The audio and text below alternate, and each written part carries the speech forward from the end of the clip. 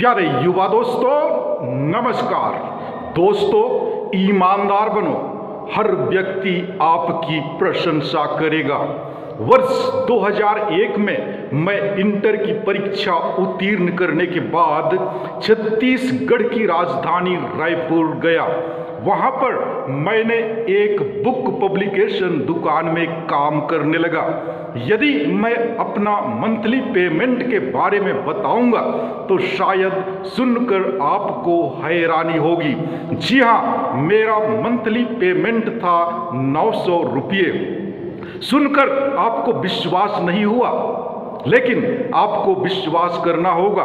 यह कोई कहानी नहीं है, ये मेरे अपने जीवन की हकीकत है। जी हाँ दोस्तों, मैं पर डे 30 रुपये की नौकरी करता था। काम का समय था सुबह 9 बजे से लेकर रात के 9 बजे तक, कभी कभी 10 बज जाते थे। यदि अब भी आपको डाउट हो रहा है तो आप अजय प्रकाशन, जो रायपुर शहर में है, पता कर सकते हैं। वहां पर लगभग 50 से 60 वर्कर्स कार्य करते थे, लेकिन सभी लोग अलग अलग जाति तथा धर्म के लोग कार्यरत थे। उनमें सिर्फ और सिर्फ मैं अकेला ईसाई था। मेरे मालिक 50-60 वर्करों में से सबसे ज्यादा मुझे लाइक करता था। जी हाँ, जब भी मैंने लीव मांगे या फिर एडवांस में पैसे मांगे, मालिक ने कभी मना नहीं किया। प्यारे दोस्तों, आपके मन में एक सवाल उत्पन्न हो रहा होगा, है ना? यदि आप सोच रहे होंगे कि मालिक मुझे क्यों लाइक करते थे, क्या कारण है कि मैं उन्हें पसंद था? दोस्तों, मैं आपको सच्चाई बता रहा हूं। जो भी कार्य मुझे बताया जाता था उसे मैं बड़ी ही लगन एवं ईमानदारी के साथ करता था। प्रायः आप लोग देखे होंगे कि लोग इधर उधर होते टाइम पास करते हैं, लेकिन मुझ में वैसा नहीं था। जी हाँ, मेरे ईमानदारी का गुण ने उनका मन मोह लिया था। यही कारण था कि वे मुझे लाइक करते थे। दोस्तों, विनम्रता एवं ईमानदारी सफलता की चाबी है। यदि ये गुण आप में मौजूद हैं तो कोई भी आपका तिरस्कार नहीं करेगा। लेकिन हम ऐसे युग में जीवन यापन कर रहे हैं जहां ईमानदारी नाम का कोई गुण नहीं दिखाई देता है। हर क्षेत्र में भ्रष्टाचार, ठग और लूटपाट की कहानी सुनने को मिलती है। ऐसे स्थिति में एक ईमानदार व्यक्ति के मन में भी लालच की भावना उत्पन्न हो सकती है। इसलिए आपको चाहिए कि प्रज्ञा की सुने, अपने अंतःकरण की आवाज को सुने और उसके अनुसार जीवन यापन करने की कोशिश करें। दोस्तों, चलिए आज के दिव्य वाणी की ओर बढ़ें। दिव्य वाणी में प्रवेश करने से पूर्व आपसे रिक्वेस्ट है कि यदि आपने मेरा चैनल सब्सक्राइब नहीं किया है तो कृपया सब्सक्राइब करें और शेयर जरूर करें। दोस्तों, आज का दिव्य वाणी सूक्ति ग्रंथ अध्याय 14 पद संख्या 1 से 35 तक से है। वचन कहता है, बुद्धिमान नारी अपने लिए घर बनाती है, किंतु मूर्ख स्त्री अपने हाथों से अपना घर गिराती है। सन्मार्ग पर चलने वाला प्रभु पर श्रद्धा रखता है, किंतु कुमार्ग पर चलने वाला प्रभु का तिरस्कार करता है। मूर्ख की गवोक्ति से उसकी पीठ पर लाठी पड़ती, किंतु बुद्धिमान की वाणी उसकी रक्षा करती है।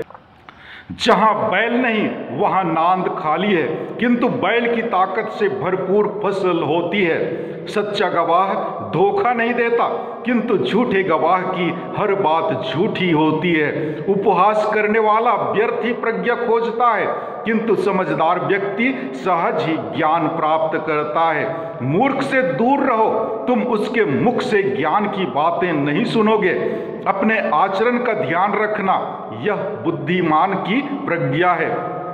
दूसरों को धोखा देना यह मूर्खों की नासमझी है। मूर्ख पाप का प्रायश्चित नहीं करता। धर्मियों को प्रभु की कृपा प्राप्त है। हृदय अपनी ही पीढ़ी का मर्म जानता है, उसके आनंद का कोई पराया भागी नहीं होता। दुष्टों का घर ढा दिया जाएगा, किंतु धर्मियों का तंबू समृद्ध होगा। कुछ लोग अपने आचरण ठीक समझते हैं, किंतु वह अंत में उन्हें मृत्यु की ओर ले जाता है। हंसते हुए मनुष्य का हृदय उदास हो सकता है और आनंद का परिवर्तन दुख में संभव है। पथभ्रष्ट अपने आचरण का फल भोगेगा और धर्मी को अपने कर्मों का फल मिलेगा। मूर्ख हर किसी की बात पर विश्वास करता। पथभ्रष्ट अपने आचरण का फल भोगेगा और धर्मी को अपने कर्मों का फल मिलेगा। मूर्ख हर किसी की बात पर विश्वास करता, किंतु समझदार सोच विचार कर आगे बढ़ता है। बुद्धिमान बुराई से डरता और उससे दूर रहता है। मूर्ख लापरवाह है और अपने को सुरक्षित मानता है। क्रोधी व्यक्ति मूर्खतापूर्ण आचरण करता है। लोग कपटी हृदय से बैर रखते हैं। भोले के भाग्य में मूर्खता बदी है, किंतु समझदार के सिर पर ज्ञान का मुकुट है। बुरे लोग भलों के सामने झुकेंगे, दुष्ट धर्मियों के फाटकों को दंडवत करेंगे। दरिद्र अपने पड़ोसी द्वारा तुच्छ समझा जाता है, किंतु धनवान के बहुत मित्र होते हैं। जो अपने पड़ोसी को तुच्छ समझता वह पापी है, किंतु जो दरिद्रों पर दया करता वह सुखी है। जो बुरी योजनाएं बनाते हैं वे पथभ्रष्ट हो जाते हैं। जो भलाई करते हैं उनसे प्यार और सच्चाई का व्यवहार होता है। परिश्रम से सदा लाभ होता है, किंतु बकवादी कंगाल बनते हैं। समृद्धि बुद्धिमानों का मुकुट है, मूर्खों की नादानी मात्र नादानी है। सच्चा गवाह लोगों के प्राण बचाता है, किंतु झूठा गवाह धोखा देता है। जो प्रभु पर श्रद्धा रखता वह सुरक्षित है और वह अपने पुत्रों का आश्रय होता है।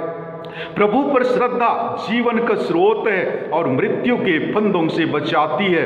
दोस्तों, प्रज्ञा को सुनने से नहीं बल्कि सुनने के बाद यदि आप उसे अपने जीवन में अमल करते हैं तभी आप अपने जीवन में सफलता को हासिल कर सकते हैं। अतः आपसे अनुरोध है, प्रज्ञा की इन बातों पर मनन करें और इनके अनुसार जीने की कोशिश करें। धन्यवाद। ईश्वर आपको प्रज्ञा से विभूषित करे।